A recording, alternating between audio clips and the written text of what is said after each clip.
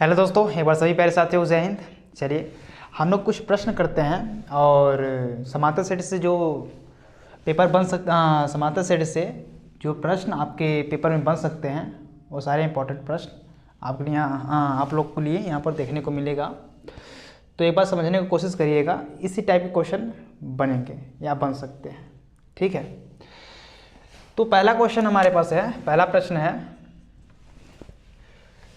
और इसका basic concept जो है आपको पता होना चाहिए कि अगर इस तरह से प्रश्न आ रहा है तो हम लोग कर ले जाएं। ठीक है, तो ठीक है, अगर नहीं पता है तो बेसिक कॉन्सेप्ट बेसिक जो चीज़ें हैं वो भी आपको पता हो जाएगा। ठीक है ना। उस समांतर श्रेणी के प्रथम 51 पदों का योग ज्ञात कीजिए।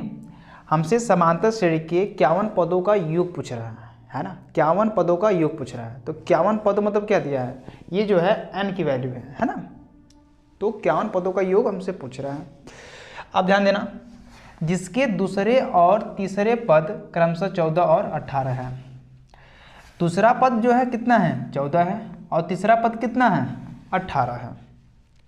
तो यहाँ से दो समीकरण बनेंगे। इन दोनों समीकरण के हेल्प से सहायता से हम लोग क्या करेंगे, ए और डी का मान निकाल लेंगे। पता है कि ये बात पता होना चाहिए आपको कि अगर हमें 51 पद का योग ज्ञात करना है तो हमें ए और डी की ज़रूरत होगी ही होगी। ठीक है, तो मान लेंगे कि माना समांतर श्रेणी का प्रथम पद ए है और सार्वंतर डी है। ठीक है, आगे काम जैसा कर रहा है प्रश्न उस हिसाब से हम लोग काम करेंगे। बात समझ में आया कि नहीं।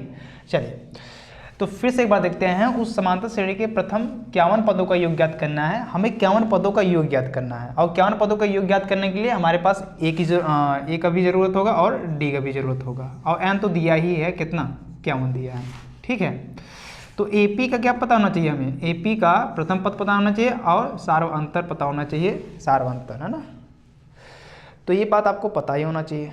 तो ये पता करने के लिए आपको एक प्रश्न ध्यान से समझना होगा, है ना। हल, तो पहला प्रश्न है, माना समांतर श्रेणी को एपी से भी दिखाते हैं। माना समांतर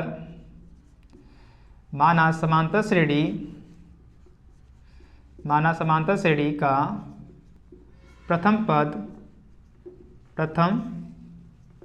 पद ए तथा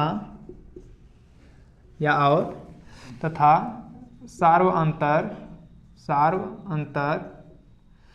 क्या है, सार्वंतर क्या है, सार्वंतर जो है डी है।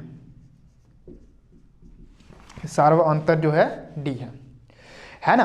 प्रथम पद क्या है, ए, और सार्वंतर डी है। तो अब जो प्रश्न करा है उसके अनुसार हम लोग काम करेंगे, प्रश्नानुसार। अब प्रश्न का क्या रहा है, दूसरा पद कितना है, 14 है, तीसरा पद कितना है, 18 है। दूसरा पद को हम लोग क्या लिख सकते हैं, दूसरे पद को हम लोग लिख सकते हैं A2 और तीसरे पद को A3, है ना। और A2 बराबर कितना दिया है, 14, तो A2 बराबर कितना दिया है, 14 दिया है। और A3 बराबर कितना दिया है, तीसरा पद कितना है, 18 है, तो 18 लिख। अब मैं A3 और A2 को क्या लिख सकता हूँ, ध्यान देना, ये बात आपको पता होना चाहिए। जैसे कह दे कि दूसरा पद, तो दूसरे पद को हम ऐसे दिखाएंगे, और दूसरे पद इसे हम लिख कैसे सकते हैं, A प्लस डी। तीसरा पद A3, इसे हम लिख सकते हैं A प्लस 2D। जितना पद बोलेगा उससे एक कम। जैसे बोलते सातवां पद A7 बराबर A7 बराबर A प्लस सातवां पद पूछा है, एक कम 6D। बात समझ में आया कि नहीं। अब बराबर जितना दिया है 14 लिख देंगे। बात समझ में आया कि नहीं। आप ध्यान देंगे, ये चीज़ आपको पता होना चाहिए, जो पद पूछ रहा है उससे एक कम डी लगा दो और ये तो सभ्य रहेगा। ठीक है, प्रश्नानुसार प्रश्न जो कह रहा है उसके अनुसार प्रश्नानुसार प्रश्न क्या कह रहा है, जिसके दूसरे पद कितना है, हाँ दूसरा पद कितना है, 14 है। तो लिख सकते हैं दूसरा पद कितना है, A2। दूसरे पद को मैं A2 से दिखाऊंगा, A2 बराबर कितना है, 14 है, 14। अब मैं A2 क्या लिख सकता हूँ, दूसरा पद है, तो मैं इसे लिख सकता हूँ A प्लस डी बराबर 14। समीकरण नंबर क्या हो जाएगा ये 1, इसे मान लेंगे समीकरण नंबर 1। ठीक है, ऐसे ही पूछा है तथा तीसरा पद, अब तीसरे पद को मैं लिख सकता हूँ A3 बराबर कितना दिया है, A3 बराबर 18, यहाँ 18 दिया ना, तो 18। क्रमशः वाला क्वेश्चन आया तो आपको हमेशा याद रखना, जो पहले बोला है तो क्रमशः के बाद जो आ रहा है पहले वही वाला पहले वाला वैल्यू होगा, बराबर होगा। ठीक है, और फिर मैं A3 को लिख सकता हूँ A प्लस 2D, जितना पद बोलेगा उससे एक कम, A plus 2D, A plus 2D बराबर है कितना 18। ये समीकरण नंबर क्या है 2, मान लेते हैं समीकरण नंबर 2 है। समीकरण 1 में से समीकरण 2 को घटाने पर, समीकरण 2 में से या समीकरण 2 में से समीकरण 1 को घटा दो, है ना, समीकरण 2 में से समीकरण 1 को घटा दो, जो जैसा अच्छा लगे आपको। समीकरण लिख दो, समीकरण 2 में से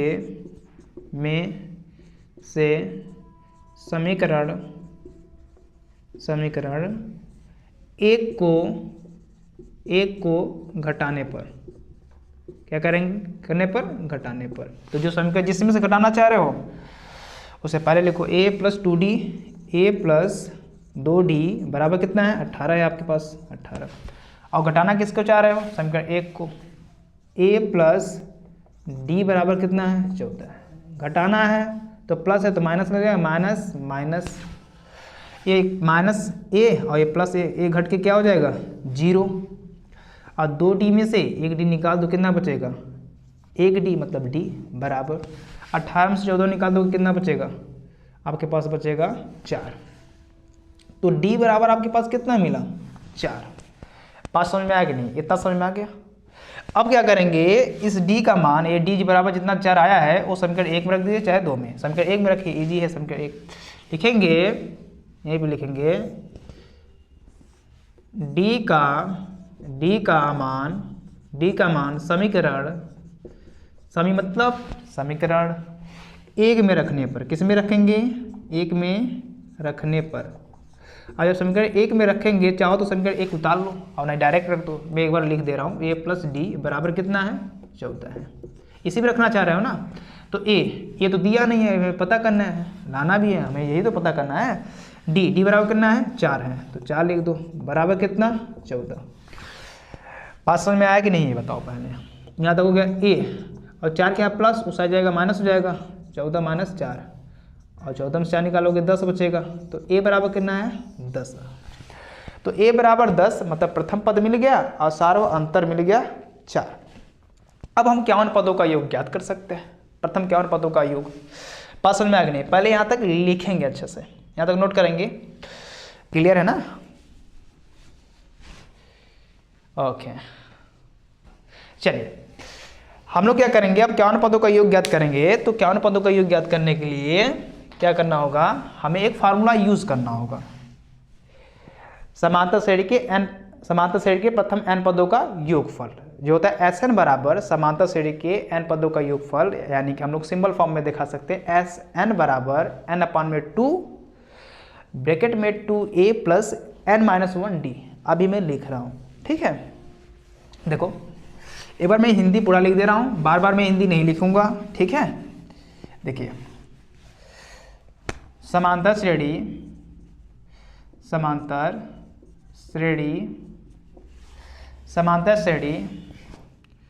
आप लिखेंगे। अब समांतर श्रेणी के प्रथम n पदों का योग। और हमें पता है कि समांतर श्रेणी के प्रथम n पदों का योग जो होता है Sn बराबर फार्मूला अपने पास होता है n/2 ब्रैकेट में होता है 2a प्लस n-1d। हमें d भी पता है, a भी पता है, n भी पता है, n बराबर कितना है 51।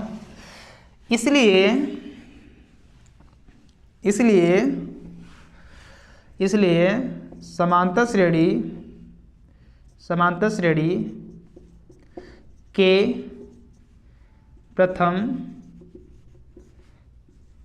51 पद है। अगर n पद के लिए हमारे पास योगफल बड़ा फार्मूला ये होता है, n पद के लिए योग का फार्मूला ये होता है, तो हम 51 पदों के लिए निकालेंगे तो यहाँ 51 और n के प्लस पे क्या हो जाएगा 51, और फार्मूला जहाँ जहाँ n दिखेगा वहाँ वहाँ n बराबर क्या रख दोगे 51। 51 पदों का योग ये निकलना चाहोगे तो क्या हो जाएगा s 51, n के स्थान पे 51, n बराबर इतना है। हालांकि मैंने दिखाया नहीं, कहीं लिखना चाहते तो लिख सकते हो मानक नीचे तथा n बराबर 51, ठीक है। बराबर अब 51 बटे क्या आ जाएगा 2, ब्रैकेट में क्या है 2 इंटू ए कितना है देखो 10 है, 10 प्लस ब्रैकेट में n-1, n कितना है 51 माइनस 1, d कितना है आपके पास यहाँ देखो 4 है, d बराबर 4 है तो 4 रख दो। अब इसे सॉल्व कर दो, देखो 51 बटे 2 ब्रैकेट में 2 का गुणा 10 में करोगे 20 मिलेगा आपको, 51 में से 1 निकालोगे 50 और गुणा 4 इंटू लगाओगे 4। अब क्या करना होगा 51 बटे 2, अब ये आपके पास क्या मिलेगा 20 और प्लस 50 गुणा 4 में करो कितना मिलेगा 200 मिलेगा, कितना मिलेगा 200। इसे मिटा दूँ, मैं इसको क्या करता हूँ मिटा देता हूँ, ठीक है। अब क्या हो जाएगा 51 बटे 2 इंटू 200 और ये 20 कितना हो जाएगा 220 हो जाएगा। 2 एक कम 2 और 11 दूना कितना होता है 22, 11 दूना 22, ये जोड़ा आपके पास मिलेगा है ना। तो काटने पे मिलेगा कितना, ये 22 220 है, काटने में क्या मिलेगा इतना मिलेगा, सॉरी ये इतना मिलेगा है ना। 2 एक कम 2, 2 एक कम 2, ये जीरो लगा दो। अब क्या करेंगे 51 का गुणा 110 में करेंगे तो क्या मिलेगा 0, 51 एक कम 51 1, 5 से 5, 51 एक कम 51 और 5 कितना होगा 56। तो जो हमारे पास 51 पदों का योगफल आएगा, इतना गुणा इसमें कर लो ना यार, जो आएगा वही तो होगा अपना आंसर। तो 51 पदों का योगफल कितना होगा 5610, 5610। तो लिख लो, अतः एस 51 बराबर कितना आ गया 5610। लिखो, अतः समांतर श्रेणी के प्रथम 51 पदों का योग 5610 है ना। लिखना चाहते तो लिख सकते हो, नहीं लिखने की जरूरत नहीं है क्योंकि यहाँ लिख ही दिए हो, लिख लो, दिक्कत क्या है। अतः समांतर श्रेणी के प्रथम 51 पदों का योग कितना है दोस्त, योग कितना है 5610 है। ये बहुत बढ़िया से बाकायदे से लिखेंगे है ना। बातें समझ में आ रहा है कि नहीं। देखो मेन यहाँ पर क्या है, यहाँ पर जो है आपके पास फार्मूला तैयार होना चाहिए। अगर फार्मूला तैयार है तो आधा काम तो ऐसे ही आपका खत्म हो गया, ठीक है। यहाँ तक पहले नोट करेंगे।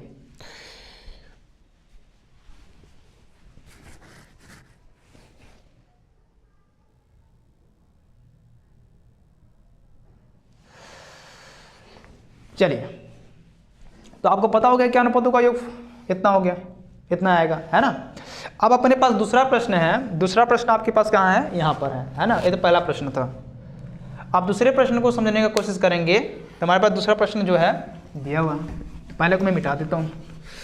अब दूसरे प्रश्न को समझने का कोशिश करते हैं, ध्यान समझिएगा। दूसरा प्रश्न भी आपके पास जो दिया है, और सब के सब क्वेश्चन जो है एनसीईआरटी हैं, ये बात हमेशा याद रखना है। एनसीईआरटी क्वेश्चन बताया जा रहा है और एनसीईआरटी क्वेश्चन आपके पेपर में बनता है, ठीक है। और इस तरह के प्रश्न आपको देखने को मिलेगा। अगर आपको इस तरह से प्रश्न दिखे, ये ना दिखे कोई और दिखे, लेकिन जब भी इस तरह के प्रश्न आपके पास देखने को मिले पेपर में, तो आप इसी तरह से आप काम करेंगे, ठीक है।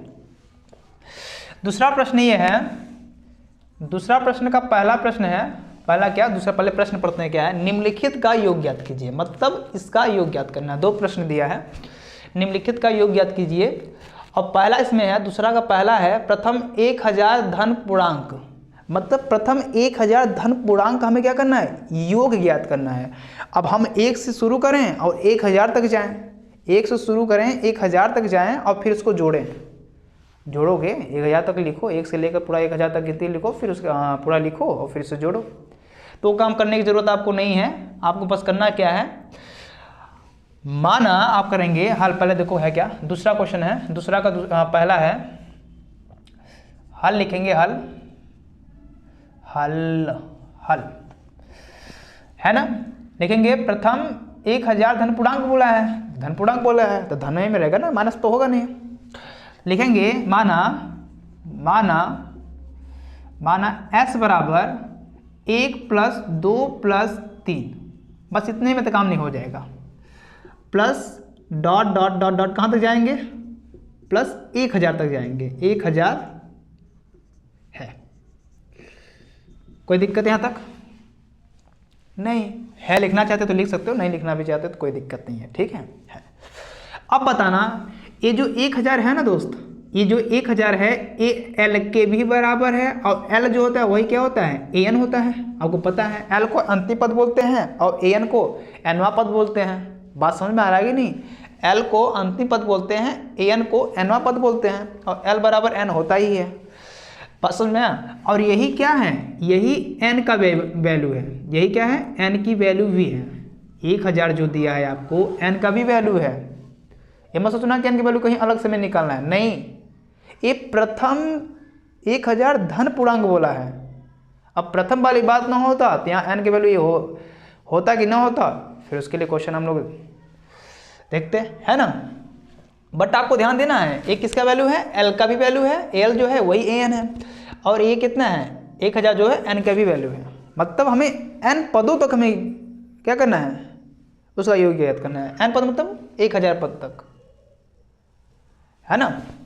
अब ध्यान देंगे, लिखेंगे प्रथम पद यहाँ क्या है, लिखेंगे प्रथम पद, प्रथम पद, प्रथम पद बताओ दोस्त क्या है, ए बराबर कितना है 1, तो 1, सार्वांतर कितना, यहाँ सार्वांतर की जरूरत है क्या, नहीं, इसकी जरूरत है ही नहीं, क्योंकि हमें जब n पता हो गया, l पता हो गया, तो एस एन बराबर एक फार्मूला होता है n/2, n/2, अब ब्रैकेट में a + l, अंतिम पद बना, और क्या है n पद, अंतिम पद, अंतिम पद कितना दिया है बताओ, अंतिम पद दिया है l बराबर, l ही जो क्या है a n है, दिया है कितना 1000 दिया है ना, और n बराबर कितना दिया है, पदों की संख्या कितना है, पदों की संख्या भी कितना है, पदों की संख्या, पदों की संख्या n बराबर कितना है 1000 है। बात समझ में आया कि नहीं, मतलब n बराबर है तो पदों की संख्या ही तो है, इतना बस क्लियर है। अब क्या करेंगे, चूंकि मैं पता है, क्या पता है, पता होता है कि नहीं, प्रथम n पदों का योगफल, प्रथम n पदों का योगफल, प्रथम n समांतर श्रेणी के प्रथम n पदों का योगफल क्या होता है, चूंकि मैं पता है, मैं डायरेक्ट कर रहा हूँ, चूंकि मैं पता है एस n बराबर जो होता है n/, में क्या होता है 2, अब ब्रैकेट में क्या होता है a + l होता है। अब हमें आपको सबको पता हो गया, अब क्या पता हो गया, एस n का वैल्यू कितना है 1000, 1000 है कि नहीं ये बताओ, 1000 है ना, n बराबर 1000 है, बराबर n कितना है 1000, बटे में कितना है 2, ब्रैकेट में क्या a कितना है 1, प्लस l का वैल्यू कितना है 1000। हालांकि यहाँ an लिखने की कोई ज़रूरत है नहीं, आप मत लिखिए, ठीक है 1000। अब क्या करेंगे, इसे सॉल्व कर देंगे, 2 1 कम 2 कितने बार में जाएगा 500, है ना, 500 इंटू कितना आएगा 1000, 1 जोड़ो कितना आएगा 1001, 1001, ठीक है 1001। अब क्या करेंगे 500 का मल्टीप्लाई 1001 में करेंगे तो 0 2 0 और क्या आ जाएगा 5 1 कम 5, 2 0 थे लगाएंगे तो 0 गुणा करेंगे 1 में तो 0 ही आएगा, तो 2 0 ऐसे पहले लगा दो, और 5 1 कम 5 और 0 गुणा ये दोनों में करोगे 5 से गुणा तो क्या आएगा 0 0 आएगा, 2 0 लगा लो, 2 0 लगा लो, 5 गुणा 1 में करोगे तो 5 आएगा। अब बताओ 100 प्रथम 1000, 100 नहीं 1000 है, 100 नहीं 1000, प्रथम 1000 धन पूर्णांक का योग कितना होगा बताओ, इतना होगा। 5 लाख है ना, 5,05,100 है ना, यही ना, इकाई दहाई सैकड़ा, 5,05,100 है ना, इतना होगा। अब बताओ तुम इतना लिख के तुम जोड़ते, फार्मूला है तो यहीं आ गया तुरंत। ठीक है, तो इतना बराबर इतना आएगा, तो लिखेंगे अतः प्रथम 1,000 धन पूर्णांकों का योग जो होगा मेरे दोस्त, योग जो होगा वो कितना होगा, 5,05,100 है। कोई दिक्कत यहाँ तक किसी को? तो आप कहेंगे नहीं दिक्कत किसी को नहीं है, हम एक बार छाप लें। हाँ, चूंकि लगाया हो तो इसलिए, है ना। आप फार्मूला लिखना चाहते हो तो यहाँ लिख सकते हो, चूंकि समांतर श्रेणी या n पदों का योगफल, प्रथम n पदों का योगफल बराबर फार्मूला यही होता है, प्रथम n पदों का योगफल बराबर फार्मूला यही होता है। लिख लो एक बार। हिंदी लिखना चाहते हो तो लिख लो, नहीं सिंपल फॉर्म में काम करो, ठीक है। ज़्यादा हिंदी लिखने की जरूरत नहीं है। आपको एग्जाम्पल के भी समझाता था, एग्जाम्पल में हर एक चीज़ लिखता है, ताकि वहाँ पर समझाने वाला कोई है नहीं, इसलिए सारी चीज़ें लिख देता है वो, ताकि आप समझ लो, ठीक है। यहाँ तक नोट करेंगे।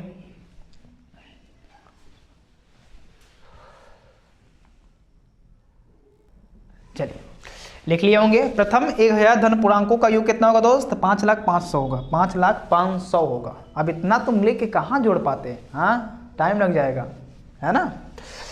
चलो खैर कोई बात नहीं, आइए आगे बढ़ते हैं। अब आगे बढ़ने से पहले अब हमें एक क्वेश्चन, ये दूसरा क्वेश्चन देखना है। अब सुनना, एक ऐसा प्रश्न दे तो वही एल होता है, वही एन होता है और वही एन होता है, लेकिन एक नहीं जरूरी है कि प्लस प्लस करके दे दे तो वही एन होगा वही एल होगा, ऐसा कम नहीं करना। आगे दिया है यहाँ पर, है ना, यहाँ समझेंगे एक बार हम लोग, ठीक है। अब दूसरा प्रश्न देखेंगे दोस्त, दूसरे का दूसरा देखेंगे। दूसरा प्रश्न है प्रथम n धन पूर्णांक। अब प्रथम n धन पूर्णांक का योग क्या होगा, आओ एक बार वो भी देख लेते हैं। ऐसे ही लिखेंगे, बस मानेंगे एस एन बराबर 1 + 2 + 3 प्लस, बस इतना बहुत हो गया यार, plus dot dot dot dot dot plus. अब क्या करोगे दोस्त, प्लस करके n लिख दोगे, है। अब बताओ यहाँ कोई दिक्कत है क्या, यहाँ तो कोई दिक्कत है क्या, नहीं ना। अब क्या करेंगे हम लोग, अब यहाँ हम लोग करेंगे, यहाँ प्रथम पद क्या है बताओ, प्रथम पद क्या है, ए बराबर कितना है 1। अब बताओ सार्वंतर की जरूरत है क्या, सार्वअंतर की हमें जरूरत है क्या, नहीं है, तो मत निकालो, जाने दो। ये क्या है, एल का भी वैल्यू है और एन तो खुद ही एन है, मतलब एन पदों की संख्या भी है तो एन खुद है, एन बराबर एन है ना। तो यही क्या है, एन है, ये बात हमेशा याद रखना, यही एन है यही एन है, और ये एन, बात समझ में आएगी नहीं, एन के बराबर ही है तो एन लिखने की कोई ज़रूरत है नहीं। एक कैपिटल एन मान लो, कोई दिक्कत नहीं, बड़ा वाला एन मान लो, और फिर फार्मूला में बड़ा वाला एन रखना होगा, है ना। फार्मूला जैसे होता है ना, n/2 और ब्रैकेट में a + l रखो, कोई दिक्कत नहीं, ऐसे फार्मूला लिख लो। और n बराबर कितना दिया है, n दिया है, तो यहाँ हो जाएगा स्मॉल n, कोई दिक्कत नहीं है, आप जैसा मानना चाहो वैसे मान सकते हो। चलिए खैर कोई बात नहीं, चलिए इतना है। और l बराबर कितना है बताओ, l बराबर कितना दिया है, n, है ना। अब आगे काम करेंगे हम लोग, इसे लिख लो अंतिम पद।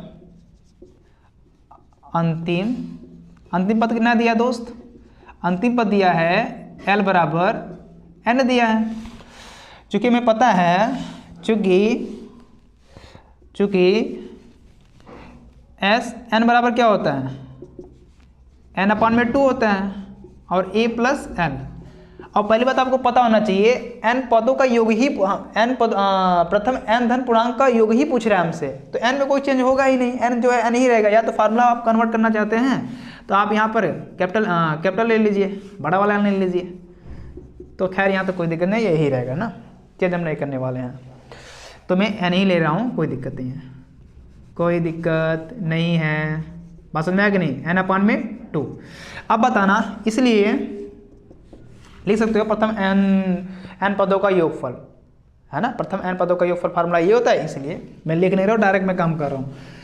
एस n तो यही रहेगा, कोई दिक्कत नहीं है, n/2 तो रहेगा ही रहेगा, इसमें कोई चेंज नहीं होने वाला है। और a बताओ कितना दिया है, 1 दिया है, और l बताओ कितना दिया है, n दिया है, अब क्या काम करना है, बस थोड़ा आगे पीछे कर लो, कोई दिक्कत नहीं है। आगे पीछे करोगे क्या, n बाद में दिया, पहले लिख लो n+1। बात समझ में आया कि नहीं, ये हो जाएगा। तो चाहो तो आप क्या करो, n का मल्टीप्लाई करोगे तो n स्क्वायर प्लस n/2 आएगा, तो रहने दो, यही ठीक है ना। तो लिख देंगे, या लिखना चाहते हो तो आप लिख सकते हो Sn बराबर n अपान क्या हो जाएगा, n का मल्टीप्लाई n में करोगे n स्क्वायर हो जाएगा, प्लस 1 में करोगे क्या होगा, n अपान में क्या आएगा, 2 आएगा। ऐसे लिखो चाहे ऐसे लिखो, खैर मैं यही लिख रहा हूँ, ठीक है। चलिए लिखेंगे, ये है आपका n, प्रथम n धन पूर्णांकों का योग कितना है, यही है n/2 n+1। तो लिख लेंगे अतः 10, अतः प्रथम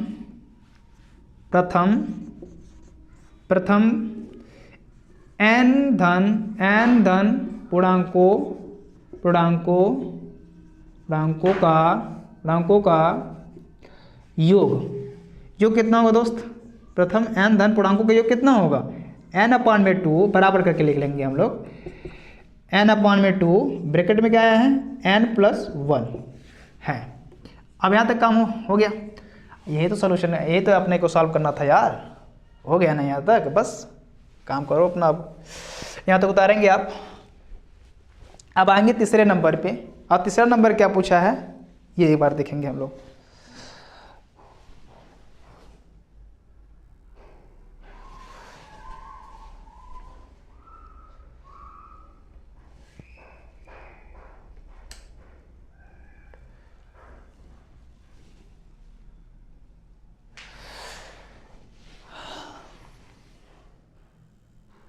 चलिए, उम्मीद है उतार लिए होंगे। अब हम क्या करेंगे, इसे मिटाएंगे, है। हम लोग तीसरे प्रश्न को देखते हैं और तीसरे प्रश्न को सॉल्व करने का कोशिश करते हैं। तीसरा प्रश्न क्या है आपका, तीसरा प्रश्न है, तीसरा नंबर है, 0 और 50 के बीच विषम संख्याओं का योग ज्ञात कीजिए। 0 और 50 के बीच विषम संख्याओं का योग ज्ञात करना है। तो 0 और 50 के बीच में बताओ कितनी विषम संख्याएं आएंगे, बता सकते हो। 0 और 50 के बीच होगा जो, कितने आपके पास ऑड नंबर आएंगे, बता सकते हो। तो चलो ठीक है, खैर मानो कि मुझे पता ही नहीं है, हमें 2-3 पता कर लेना है। एक लास्ट वाला पता कर लेना है और 2-3 शुरुआती वाला पता कर लेना है, बाकी वहीं से काम हो जाएगा, ठीक है। तो लिखेंगे हल, आपका ये है ना तीसरा क्वेश्चन। तीसरा क्वेश्चन यहाँ देखेंगे, 0 और 50 के बीच विषम संख्याओं का योग ज्ञात कीजिए, है ना। तो 0 के बाद क्या आएगा, 1, और 1 क्या है, विषम संख्या है। 2 तो विषम संख्या है नहीं। 3 विषम संख्या है, तो 1, 3। फिर अब क्या लिखेंगे, फिर 4 तो है नहीं। 5,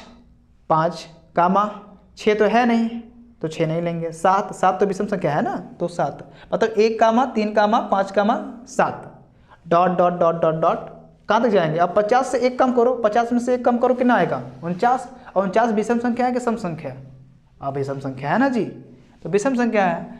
तो L तो मिल गया अपने को, है ना, L तो मिल गया ना अपने को।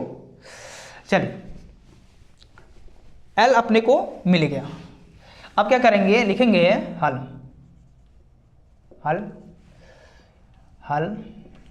लिखेंगे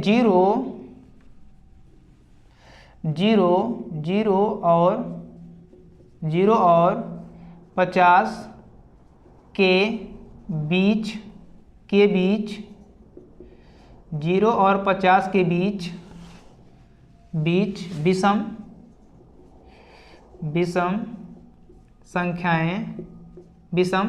संख्याएं क्रमशः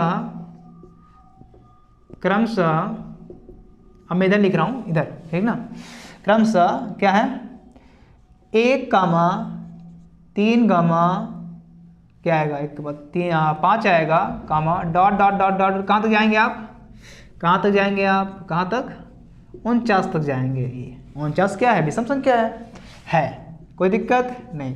अब यही जो यही जो है 1, 3, 5, डॉट डॉट डॉट, कहाँ तक, 49 तक, ये क्या है, समांतर श्रेणी है। देखो समांतर श्रेणी क्या होता है, हम किसी भी श्रेणी को समांतर श्रेणी तब कहते हैं जब उनका कॉमन डिफरेंस क्या हो, सेम हो। 3 में से 1 निकालो 2 बचेगा, 5 में से 3 निकालो 2 बचेगा, 7 में से 5 निकालो 2 बचेगा, और फिर 9 आएगा, 9 में से 7 निकालो 2 बचेगा, फिर 11 आएगा, 11 में से 9 निकालोगे 2 बचेगा। मतलब इनका जो कॉमन डिफरेंस है, सारांतर जो है D1 D2 D3 क्या है, सेम है। समांतर सेट तो है ही जी, ये चेक करने की कोई जरूरत नहीं है। लिखेंगे प्रथम पद, क्या लिखेंगे, प्रथम पद, प्रथम पद। बताओ इसमें प्रथम पद क्या है, ए बराबर कितना है, 1, लिख लो। और ये जो 49 है ना, वो एल की वैल्यू है, एन मानो चाहे एल मानो। प्रथम पद कितना है, 1। सार्वांतर कितना है, सार्वांतर जितना है, सार्वांतर जो है वो कितना है, डी बराबर क्या है बताओ। 3 में से 1 निकालो, कितना बचेगा, 3 में से 1 निकालोगे दोस्त तो 2 बचेगा। कोई दिक्कत यहाँ तक, आप कहेंगे नहीं जी कोई दिक्कत नहीं है। अब 49 क्या है बताओ, अंतिम पद है, अंतिम पद कितना है, अंतिम पद कितना है, अंतिम पद कितना है बताओ दोस्त। अंतिम पद एल बराबर क्या है, एल बराबर चाहे एन बराबर कितना है बताओ, 49 है। कितना है, 49 है, 49 है ना। अब अपने को क्या करना है, चूंकि मैं पता है क्या, चूंकि पता है एनवा पद बराबर एन बराबर क्या होता है, ए प्लस ब्रैकेट में n-1 डी होता है ना, डी होता है। तो आप क्या करेंगे, एन ही तो क्या है, एल है, चाहे एल बराबर लिख लो, अगर चाहो तो इसी को क्या लिख लो, एल लिख लो, और चाहो कोई दिक्कत नहीं है यार, ठीक है। एन अब बराबर इस साइड लिख लो एल, कोई दिक्कत नहीं है। अब बताओ एल की वैल्यू कितना दिया है, 49, तो 49 रख दो। तो ए का वैल्यू कितना दिया है, 1, तो 1 प्लस एन का वैल्यू पता ही नहीं है, n-1 डी का मान कितना है बताओ, डी का मान आपके पास 2 है, तो 2 रख दो। और एल का वैल्यू कितना है, 49, तो 49 रख दो। बात समझ में आया कि नहीं। अब क्या करना होगा, 1 को उस साइड भेज दो, कितना हो जाएगा, माइनस हो जाएगा। 1 को उस साइड भेज दो, नहीं रहने दो, क्या दिक्कत है, नहीं भेज ही दो। ये हो जाएगा 2 गुणा इसमें करो, कितना हो जाएगा, नहीं रहने दो यार, जाने दो। क्या हो जाएगा, n-1, ये क्या है, 2 है, और क्या है बराबर में, इसे हम ऐसे भी लिख सकते हैं कि नहीं, या ऐसे, कोई दिक्कत नहीं है ना, नहीं रहने दो, कोई दिक्कत नहीं है। 49 माइनस ए प्लस उस साइड जाएगा, माइनस हो जाएगा। अब क्या हो जाएगा, 2n-1, अब 49 में से घटाओ, कितना बचेगा, 48, 2 1 कम 2, 2 दूनी 4, 2 चौके 8, 24 बार में।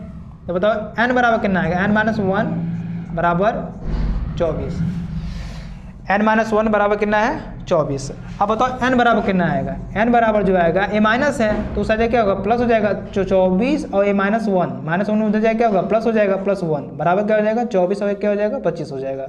तो आपके पास जो n बराबर देखने को मिल रहा है वो कितना मिल रहा है, 25, ठीक है। तो पदों की संख्या जो हमारे पास आ गया है, वो पदों की संख्या कितना है, 25 है। अब क्या करेंगे,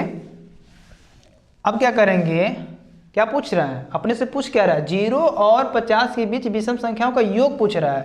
क्योंकि हमें योग पता करने के लिए हमारे पास n रहना बहुत जरूरी है, पदों की संख्या है कितना ये भी जरूरी है। तो पहले यहाँ तक क्या करेंगे, आप नोट करेंगे, ठीक है, लिखिएगा यहाँ तक।